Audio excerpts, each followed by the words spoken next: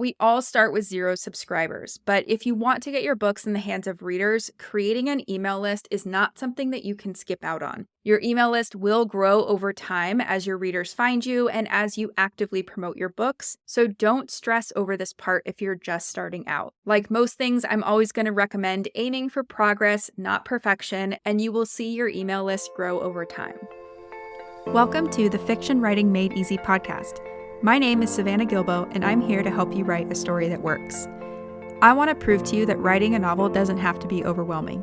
So each week, I'll bring you a brand new episode with simple, actionable, and step-by-step strategies that you can implement in your writing right away. So whether you're brand new to writing or more of a seasoned author looking to improve your craft, this podcast is for you. So pick up a pen and let's get started. In today's episode, we're going to talk about email list building for authors. So we're going to piggyback on last week's topic, which was how to start building your author platform. And one of the things I talked about in that episode, which is episode number 106, and I will link to that in the show notes for easy access. But one of the things I talked about was how important it is to start growing your email list, no matter where you're at in the writing, editing, or publishing process. So I wanted to dive into that a little bit deeper in today's episode. Also, I get asked at least once a week, do authors really need an email list? Do I really have to do this? And spoiler alert, my answer is always a very emphatic yes, you do. Your number one goal in building out your author platform and your website and everything you do to market your books online should be to grow your email list. As I mentioned, it's one of the most important elements of your author platform, and we're going to talk about why that is. So having an email list is one of the best ways to build relationships with your readers over time. It's what's going to help keep you top of mind the next time readers are looking for a new book to read or a book to share with their friends and family. But it's also part of a long-term safety net strategy for you, the author. So unlike social media, having an email list gives you an audience that you can reach out to yourself no matter what happens. If social media disappeared tomorrow, or if social media goes down for the day of your book launch, let's say, you would lose access to all of those contacts and all of that content that you've built over time. But that isn't the case with your email list.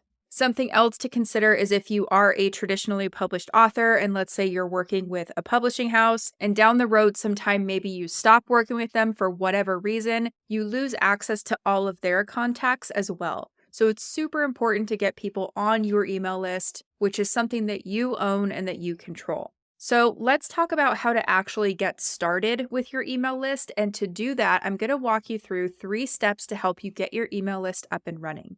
But before digging into those 3 steps, I do want to mention that you'll want to choose your email service provider or your ESP. I'm not going to cover the tech parts of getting your email list set up, and that's just because most email service providers offer training videos that will help you get your email list up and running as far as all the tech goes. So just something I wanted to point out. So with that being said, let's go ahead and dive into those 3 steps to get started with your list building. Step 1 is to define your target audience of readers. Your target audience is made up of readers who are going to love your book just as much as you do. They're the type of people who will buy your book, enjoy reading it, and recommend it to all their friends. They're going to leave you glowing reviews on Amazon or Goodreads, comment on your social media posts, and respond to your emails. So in other words, they're the potential readers that your author platform needs to speak to.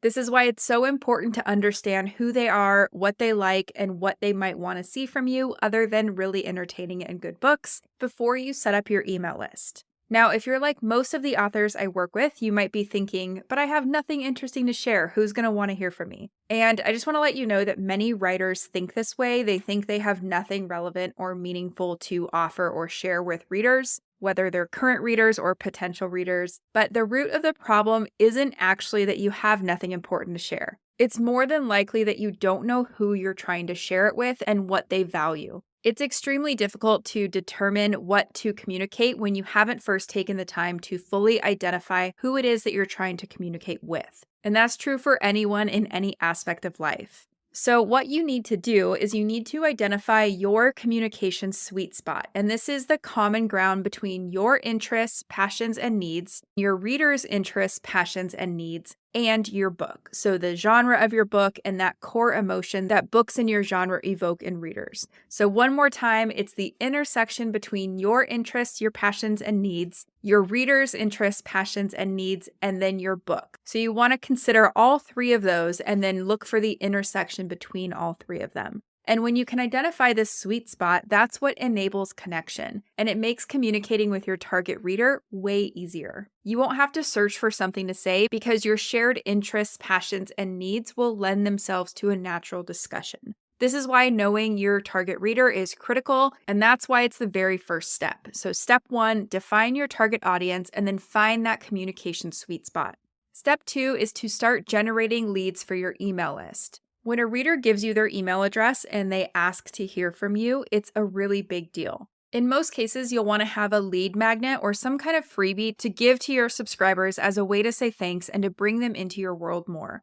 So some ideas for what you could offer as a freebie or a lead magnet are things like a short story or a novella based around one of your characters, the opening chapter of one of your books, an entire free ebook if you have more than one book available, bonus scenes, deleted scenes, epilogues, or sneak peeks, a behind-the-scenes look at your writing process, links to Pinterest boards to show your subscribers your book's aesthetic and things like that, Spotify playlists that capture the vibe of your book, sketches or inspiration photos of your characters, book club questions for your published books if you have them, audio or video recordings of maybe you reading a chapter of your book or any interviews you've been a part of, a promo code or discount on your latest book, or even something like a list of recommended books in your genre or books that readers of your book would also enjoy. The options are truly endless here. Just make sure that whatever you offer is something that's relevant and that falls within your communication sweet spot. So if you write thrillers, you probably don't want to offer your target readers a cookbook unless it's somehow relevant to your book, right?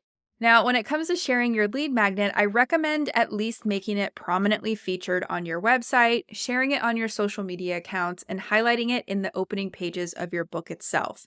Doing this will make it visible in the Look Inside section on Amazon, so that free sample that people can download if they want to check out a book. You can also mention your lead magnet in any interviews you do, so newspaper interviews, podcasts, YouTube videos, TV, any kind of media like that as well. And all of this is just going to help you make sure that you're collecting the email addresses of your current and potential future readers. But again, I do want you to think outside the box. The ways that you can share your lead magnet are as endless as the types of lead magnets you can create. And the more you share your lead magnet or your freebie, the more subscribers you'll collect, which in turn means the more books you'll sell in the future. And that's what we want, right?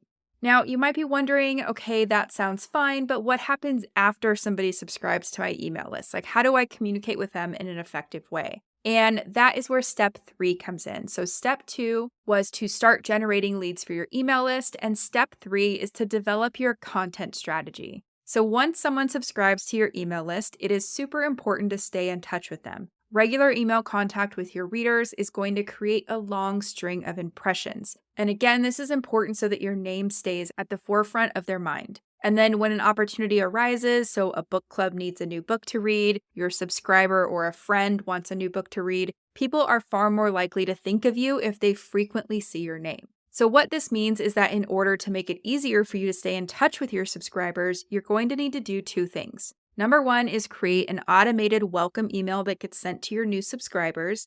And number 2 is to develop an ongoing content strategy. So let's break each of those steps down.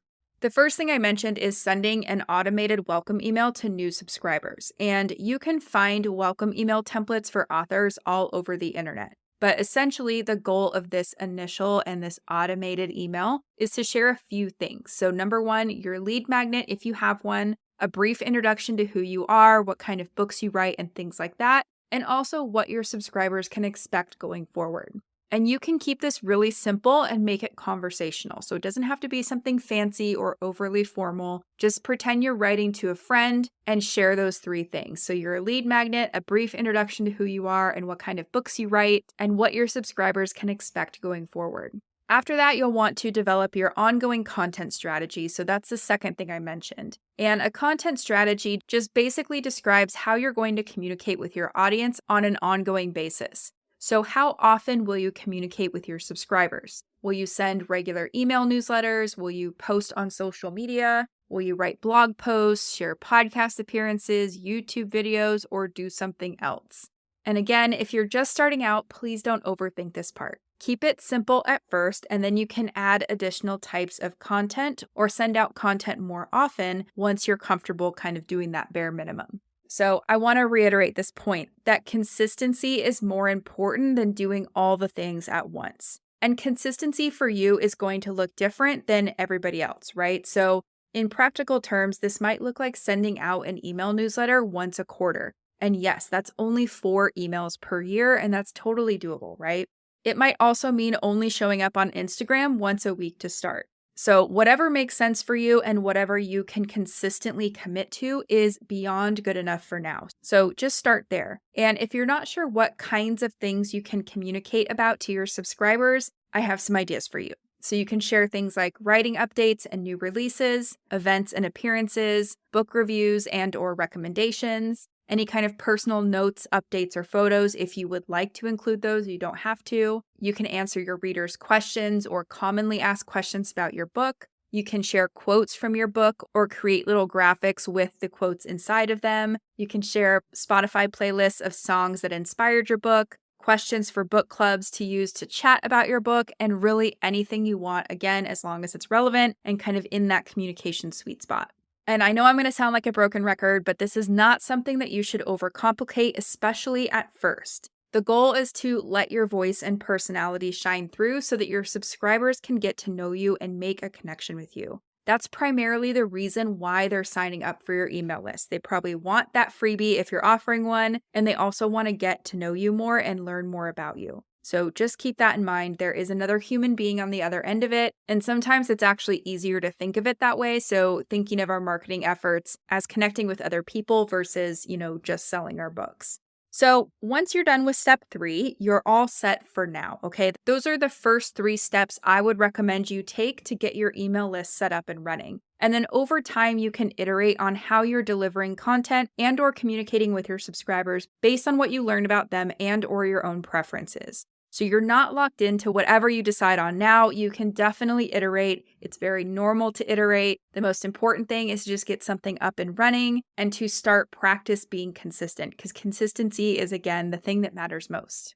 Now, let me quickly recap those 3 steps because I know we went through a lot in a short amount of time. Is that we all start with 0 subscribers. Is to define your target audience to get your books in the hands of readers. Remember, this is who all of your marketing efforts are going to speak to, and you can't properly speak to them. It is an essential part of your author platform. And the good news is that you can get started. Step number 2 is to start generating leads for your email list. So this is going to require getting your email list. Your email list will grow over time, and also creating some kind of freebie or lead magnet if that's something you want to do. So don't stress over this part if you're just do what works best for you. Like most things, I'm always going to recommend aiming for progress, not perfection, and you will see your how and how often are you going to communicate with your subscribers. And remember, the key here is that consistency is more important than being everywhere at once or trying to do all the things. So start small, build up that consistency muscle, and then you can iterate or expand your communication and content strategy over time.